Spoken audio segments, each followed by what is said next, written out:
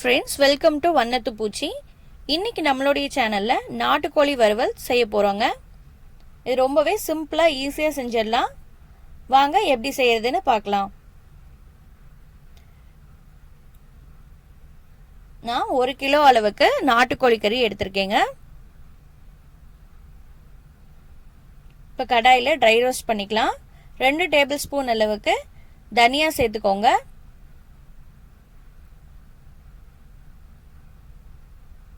மிதமான தீயில வறுத்துக்கலாங்க.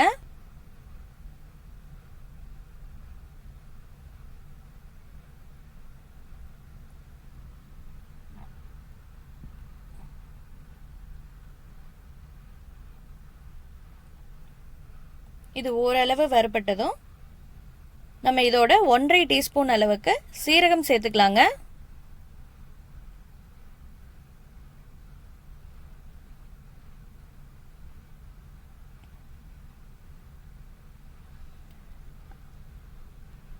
ஒரு டீஸ்பூன் அளவுக்கு சோம்பு சேர்த்துக்கலாங்க.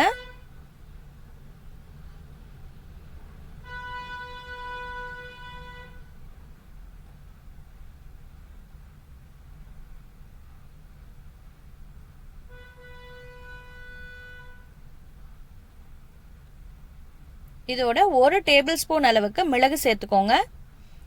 சேர்த்து நல்லா வறுத்துக்கோங்க. நல்ல வாசனை வர அளவுக்கு வறுத்துக்கணும்.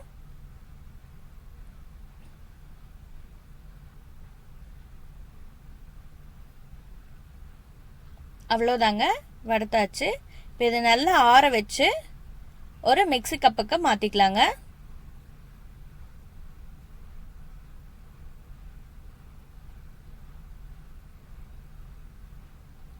இதை நல்ல பவுடர் மாதிரி அரைச்சிக்கலாம். ரொம்ப நைஸாக இருக்கணுன்ற அவசியம் இல்லை. ஓரளவு கொரகொரப்பாக இருந்தாலே போதும். இப்போ ஒரு மிக்ஸி கப்பில் ஒரு 15 பல் பூண்டு, 1.5 இன்ச் அளவுக்கு இஞ்சி, 3லிருந்து 4 காஞ்ச மிளகாய் சேர்த்துக்கோங்க. நல்ல பேஸ்ட் மாதிரி அரைச்சிக்கோங்க. இப்போ வாணலியை வச்சு அதில் 3 டேபிள் ஸ்பூன் அளவுக்கு நல்லெண்ணெய் சேர்த்துக்கிறேங்க. இந்த டிஷ்ஷுக்கு நல்லெண்ணெய் தான் ரொம்பவே சுவையாக இருக்கும். எண்ணெய் காஞ்சிருச்சு. இப்போ தாளிப்புக்கு கடுகு சேர்த்துக்கிறேங்க. கடுகு பொரிஞ்சிடுச்சு. இப்போ ஒரு 1/2 டீஸ்பூன் அளவு சீரகம் சேர்த்துக்கோங்க.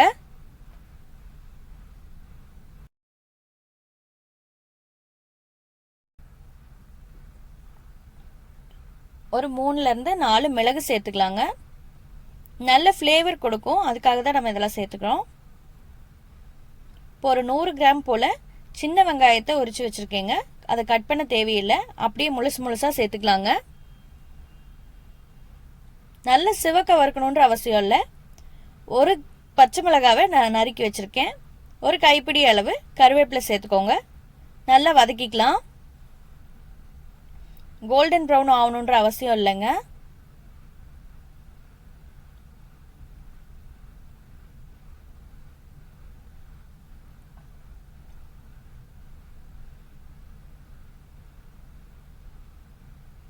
இந்த அளவுக்கு வதங்கினா போதும். இப்போ நம்ம பேஸ்ட் மாதிரி அரைச்சி வச்சோம் இல்லைங்களா, அதையும் இதோட சேர்த்துக்கலாம். சேர்த்து நல்லா அடிப்பிடிக்காத மாதிரி கலந்து விட்டுட்டே இருங்க. ராஸ்மெல் போகிற அளவுக்கு இதை வதக்கணும்.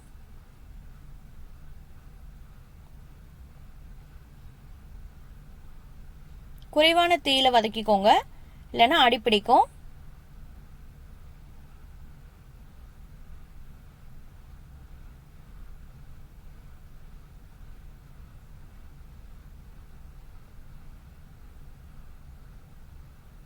பாருங்க, நல்லா வதங்கிடுச்சு, ராஸ்மெல் போயிடுச்சு. இப்போ ஒரு சின்ன தக்காளியை நான் ஸ்லைஸ் பண்ணி வச்சிருக்கேங்க. அதையும் இதோட சேர்த்துக்கோங்க. நல்ல குழையிற அளவுக்கு வதக்கிக்கலாம்.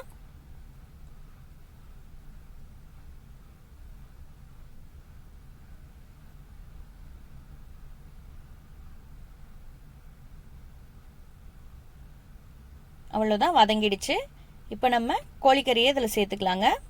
நான் இன்னைக்கு நாட்டுக்கோழியில் செய்கிறேன். நீங்கள் நார்மல் சிக்கனில் கூட செய்யலாம். ஆனால் நாட்டுக்கோழியுடைய சுவை ரொம்பவே நல்லா இருக்கும்.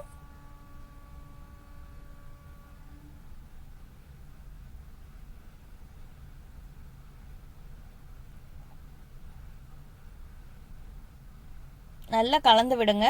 அந்த எண்ணெயில் நல்லா சுருண்டு வரணும் கறி.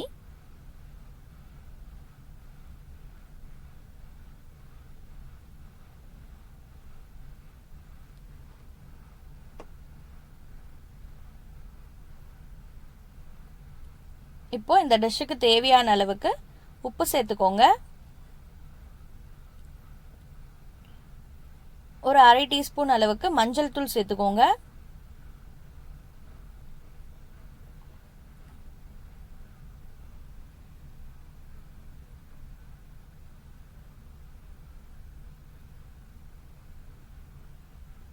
இப்போ நம்ம பவுடர் மாதிரி அரைச்சி வச்சோம் இல்லைங்களா, அந்த பவுடரையும் இதோட சேர்த்துக்குங்க.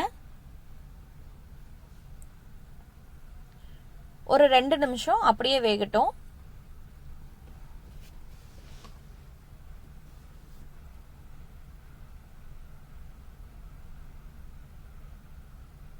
பாருங்கள், இந்த மசாலாலாம் நல்லா வதங்கிடுச்சு. இப்போ இதுக்கு தேவையான அளவு தண்ணீர் சேர்த்துக்கிறேன். நீங்கள் நார்மல் சிக்கனில் செய்கிற மாதிரி இருந்தால் தண்ணீர் சேர்க்க வேண்டியதில்லை, அதுலேயே தண்ணி விடும். இது நாட்டுக்கோழிங்கிறதுனால வேகிறதுக்கு கொஞ்சம் டைம் எடுத்துக்கும், அதனால் நான் தண்ணி சேர்க்குறேங்க.